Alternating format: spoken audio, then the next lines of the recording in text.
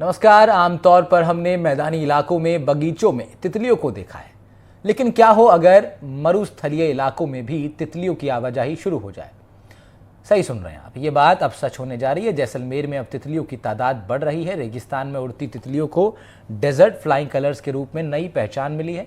जैसलमेर में पहले से तितलियों की 42 प्रजातियां हैं, लेकिन खुशी की बात यह कि अब यहाँ 3 नई प्रजातियां देखने को मिल रही हैं। इन्हें सिर्फ जैसलमेर ही नहीं बल्कि पश्चिमी राजस्थान में भी पहली बार ही देखा गया है। इंडियन फर्टिलरी, रेड फ्लैश तितली और कॉमन पायरेट प्रजाति की तितलियां देखी गईं। 3 नई प्रजाति की तितलियों के दिखने से जीव विज्ञानी काफ़ी खुश लग रहे हैं। साथ ही उनके लिए ये एक रिसर्च का विषय भी बन गया है। दरअसल कीट पतंगे भी वातावरण को लेकर बहुत संवेदनशील होते हैं। जहाँ का वातावरण उन्हें अनुकूल लगता है वो वहीं की तरह रहने लगते हैं। ठीक यही बात तितलियों के साथ भी हो रही है। आमतौर पर इस प्रकार की तितलियां हिमालय और दक्षिण भारत में दिखाई पड़ती हैं। इन तितलियों का यहाँ पर दिखना वातावरण में अच्छे बदलाव का संकेत है। अपने ख्वाबों की उड़ान मापना, तितलियों की तरह आसमान नापना। ये बात इसलिए कह रहे हैं क्योंकि रेगिस्तान में 3 नई तरह की तितलियां जो है वो रिपोर्टेड हुई है। इससे पहले 42 तरह की तितलियां रजिस्टर्ड व रिपोर्टेड है। क्या कुछ है ये पूरा मामला जिसको लेकर पर्यावरण प्रेमियों में खुशी की लहर है।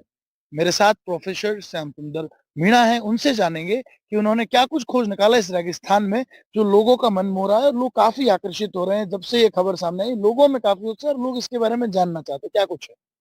देखिए, तितलियों को फ्लाइंग कलर के नाम से जाना जाता है, उड़ते हुए रंग। और जैसलमेर की जो धरा है, उसमें जो यहाँ के पादप हैं, उन पादपों पर जो तितलियाँ पाई जा रही हैं, वो वास्तव में बहुत रंग-बिरंगी हैं और उनको फ्लाइंग कलर ऑफ थार के नाम से भी जाना जाता है। अब 42 प्रकार की पहले से यहाँ पर तितलियाँ हैं, जिनको मैंने देखा है सभी को।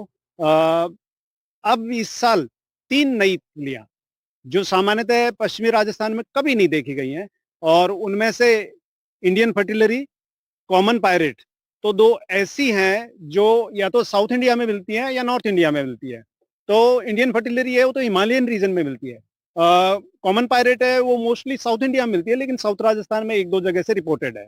और तीसरी जो आपके है रेड फ्लैश का जो विस्तार है वो भी चंबल के आसपास वाले एरिया में, पश्चिमी राजस्थान में कभी नहीं देखी गई है। लेकिन इन तीनों तितलियों को इस बार कॉमन पायरेट को मानसून सीजन में, और अभी 10-15 दिन पहले यहाँ पर जो सेंट पॉल स्कूल है उसके बगीचे में इंडियन फर्टिलरी और रेड फ्लैश को देखा गया है।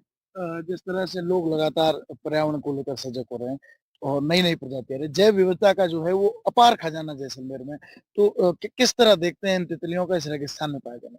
देखिए, किसी भी स्पीसीज का इंट्रोड्यूस होना वहाँ के इकोसिस्टम की स्वच्छता को दर्शाता है, वहाँ के पर्यावरण की स्वच्छता को दर्शाता है, वहाँ पर उपलब्ध जो खाद्य स्रोत हैं, उनकी उपलब्धता को दर्शाता है।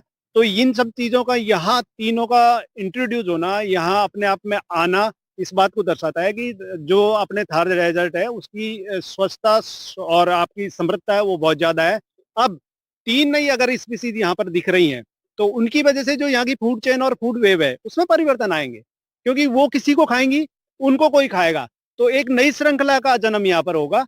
तो ये खोजकर्ताओं के लिए, स्टूडेंट्स के लिए, यहाँ के जो लोकल पब्लिक है, उनके लिए वास्तविक एक अच्छा और आश्चर्यजनक सब्जेक्ट रहेगा, और खोजकर्ताओं के लिए एक नया स्कोप यहाँ पर डेवलप होगा। दिनों दिन जिस तरह से जैव विविधता का जो है वो विकास हो रहा है, पहले भी कई बर्ड्स देखे गए, अब जिस तरह से बटरफ्लाइज देखी गई है, तो क्या कुछ खास है इन 3 बटरफ्लाइज में जो इन्हें उन पिछली 42 से अलग करता है? अ, सामान्यतः जो हिमालयन रीजन में जो पाई जाती है इंडियन फर्टिलरी, वो वहाँ से माइग्रेट करती है इन दिनों में, क्योंकि इस दौरान वहाँ पर बहुत ज़्यादा ठंड होने की वजह से ज़्यादातर चीज़ें स्नो से कवर हो जाती हैं, लेकिन उसका विस्तार वहाँ तक ही रहता है।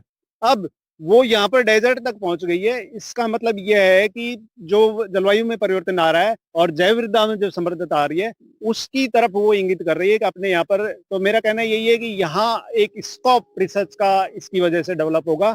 एक फूड चेन डेवलप होने की वजह से ये दूसरी चीजों को भी आकर्षित करेंगी, क्योंकि तितलियां हैं वो खाद्य श्रृंखला में बीच में आती है, उनको भी खाने वाला कोई है, मोस्टली पक्षी उनको खाते हैं, तो वो पक्षी भी यहाँ पर माइग्रेट करके आएंगे, तो नई विविधता का एक यहाँ पर उत्पन्न होने की संभावना पूरी बन रही है। लोगों में काफी उत्सुकता रहती है जब किसी नए जो है जीव की या फिर नए किसी कीट की जो है बात सामने आती है।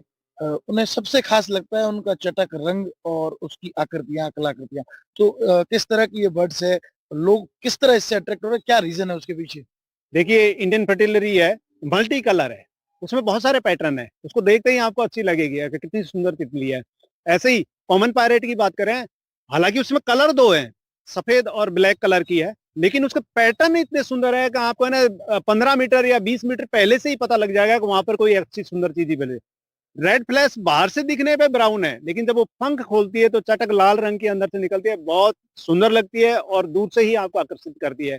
तो निश्चित तौर पे जो बच्चे होते हैं उनमें इनके प्रति बड़ा आकर्षण रहता है कि कोई रंगीली चीज है, उड़ रही है, बैठी है और फूलों पे मंडराती हुई दिखती है, बहुत अच्छी लगती है।